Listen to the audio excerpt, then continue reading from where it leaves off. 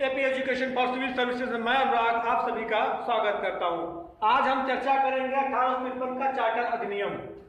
इसके पहले और चार्टर अधिनियम हम कराए हैं और अब इसके बाद चार्टर अधिनियम 1853।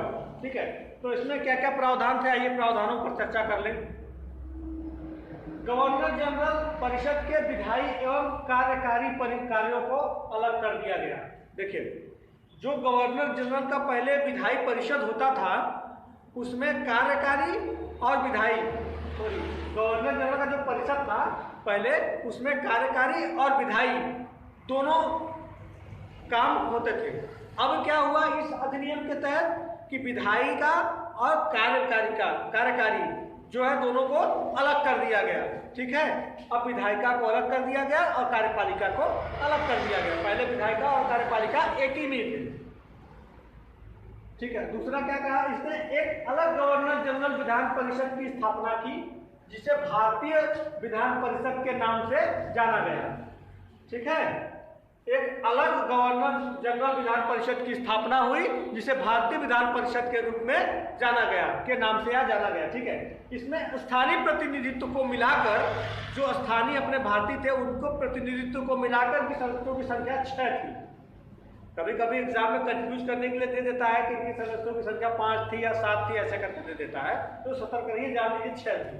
ठीक है, दूसरा क्या था, गवर्नर जनरल परिषद का यह विधायी अंग एक छोटी संसद के रूप में कार्य करता था। देखिए, अब हमने पहले पढ़ा है कि संसदीय प्रक्रिया कहाँ से लिया गया है, ब्रिटेन से। देखिए, तो ब्रिटेन से लिया गया तो इसने क्या कहा कि यह अंग विधायी अंग एक छोटी संसद के रूप में कार्य करता था। ठीक है, अब पता चल गया कि संसदीय प्रक्रिया जो है ब्रिटेन से संविधान से लिया गया है। ठीक है, इस प्रकार पहली बार कानून बनाने को सरकार के विशेष कार्य के रूप में जाना गया। अब संसद की तरह कार्य करेगी तो कानून तो बनाएगी ही बनाएगी। ठीक है, संसद की तरह कार्य करेगी तो कानून बनाएगी, जैसे कि संसद में कानून बनता है। यहाँ पे हो जाता है, संसद के 3 अंग होते हैं। एक होता है न्यायपालिका जो स्वतंत्र होता है, न्यायपालिका, और एक कार्यपालिका, और ये विधायिका।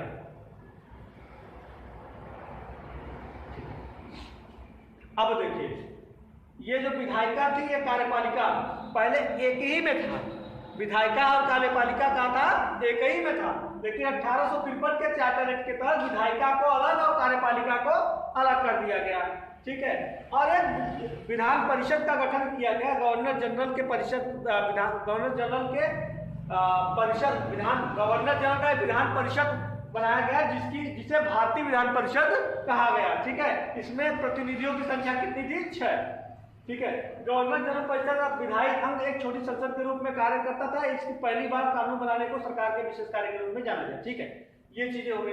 अब सिविल सेवाओं के लिए खुली प्रतियोगिता प्रणाली वास्तविक रूप से प्रारंभ हो गई। पहले जो थी प्रतियोगिता प्रणाली जो शुरू नहीं थी, लेकिन अब क्या होगा यहाँ पे कि सिविल सेवाओं की परीक्षा जो है खुली प्रतियोगिता कराई जाने लगी 1853 के चार्टर एक्ट के तहत। ठीक है, 1854 में सिविल सेवाओं के संबंध में मैकाले समिति की नियुक्ति की गई। अब क्वेश्चन कई बार पूछ देता है कि मैकाले समिति किससे संबंधित है, तो सिविल सेवाओं से। कब गठित हुई, 1854 में, और किस अधिनियम के तहत, तो 1853 के चार्टर एक्ट के तहत। ठीक है, तो ये था इन अधिनियम का प्रावधान। अब आइए अगले अधिनियम में देखते हैं, 1858 का अधिनियम। ठीक है, 1858 का चार्टर अधिनियम।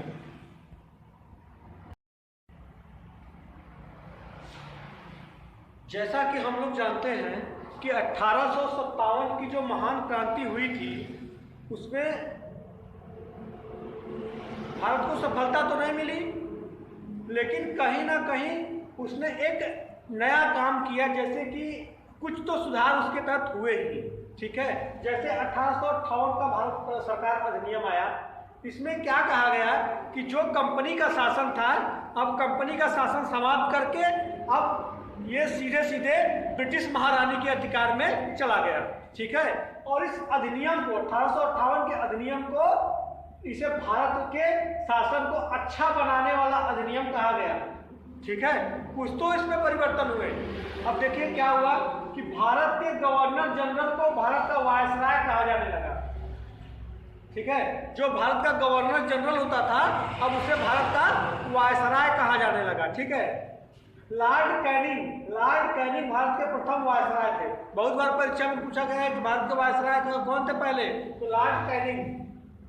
और जो द्वैत शासन की प्रणाली को खत्म कर दिया गया। ठीक है, जो द्वैत शासन प्रणाली था अब उसको समाप्त कर दिया गया।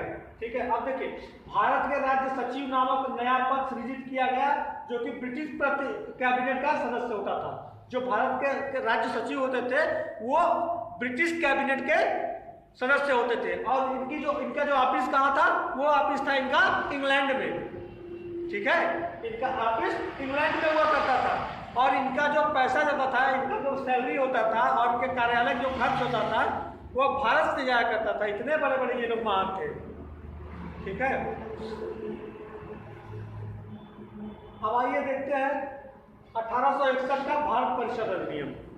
1858 में तो ये चीजें हुआ। अब आइए देखते हैं 1861 के भारत परिषद अधिनियम में क्या क्या हुआ था। कानून बनाने की प्रक्रिया में भारतीयों को जोड़कर प्रतिनिधि संस्थानों की शुरुआत की गई। जो कानून बनाने की जो प्रक्रिया थी उसमें भारतीयों को भी सम्मिलित किया गया। ठीक है, बॉम्बे व मद्रास प्रेसिडेंसियों में विधायी शक्तियां पुनः फिर से बहाल कर दी गई। ठीक है, जो बॉम्बे और मद्रास प्रेसिडेंसियों से विधायी शक्तियां छीन ली गई थी या वापस ले ली गई थी, अब उन्हें फिर से विधायी शक्तियां वापस दे दी गई। ठीक है, कि अब अपने बॉम्बे और मद्रास प्रेसिडेंसी भी अपना नियम और कानून बना सकते हैं। पोर्टफोलियो प्रणाली को मान्यता प्रदान की गई। ठीक है, वायसराय को अध्यादेश जारी करने का अधिकार दिया गया। अब देखिए ये महत्वपूर्ण है, पूछता है किस अधिनियम के तहत वायसराय को अध्यादेश जारी करने का अधिकार दिया गया, तो 1861 के चार्टर भारत परिषद अधिनियम के तहत अध्यादेश जारी करने का अधिकार वायसराय को मिल गया। ठीक है, ये काफी महत्वपूर्ण है, इसको याद रखिएगा। ठीक है, तो आज के लेक्चर में इतना ही। ठीक है, इसके आगे नेक्स्ट। Thank you.